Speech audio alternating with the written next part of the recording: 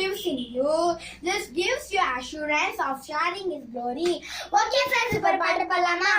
மகிமையின் நம்பிக்கையே மாறிடாத என் இயேசையா, உம்மையல்லோ பற்றிக் கொண்டேன், உலகத்தில் வெற்றி கொண்டேன்.